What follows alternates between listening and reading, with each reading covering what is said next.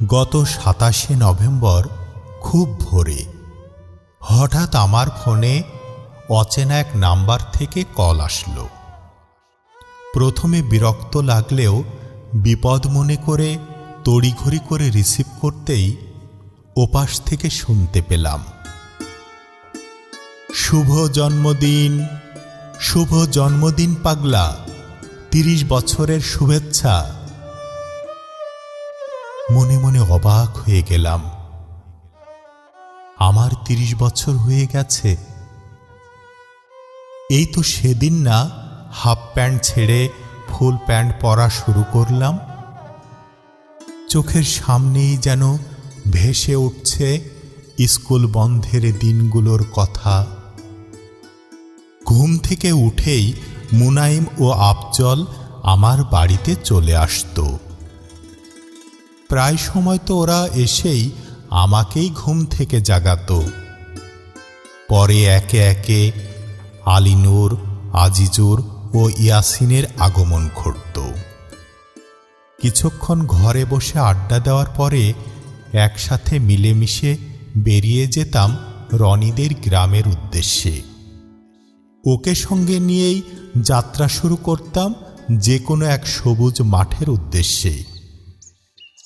খাওয়া দাওয়া ভুলে টানা বিকাল পর্যন্ত চলতো আড্ডা আর আড্ডা। মাঝে মধ্যেই সাজন এসে দু একটা গান গেয়ে মজাটা দ্বিগুণ বাড়িয়ে দিত। তবে এখানেই শেষ নয়।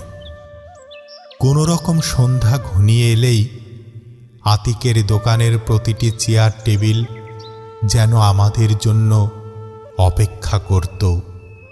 কারো কাছেই তেমন টাকা পয়সা থাকতো না, কারণ সবার বয়সই তো তখন 15 কিংবা 16 কোঠায়। এক কথায় সবাই বেকার। তাই চাঁদা তুলে তুলে কোনো রকমে চাটাই খাওয়া হতো।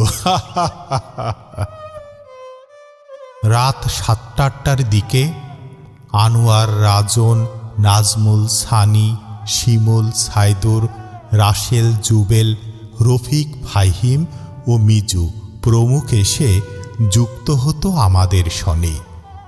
অনেক বড় একটা সার্কেল ছিল। এতই মধুর ছিল দিনগুলি, মুখের ভাষায় প্রকাশ করা কষ্টসাধ্য। একজন আরেকজনকে ছাড়া যেন থাকতেই পারতাম না। কিন্তু ক্রমে ক্রমে কি থেকে যেন কি হয়ে গেল। জীবনের তাগিদে একজন এক জায়গায়। কেউ কেউ সংসার নিয়ে ব্যস্ত, আবার কেউ কেউ কর্ম নিয়ে। যে যার মতো করে ভালোই আছে।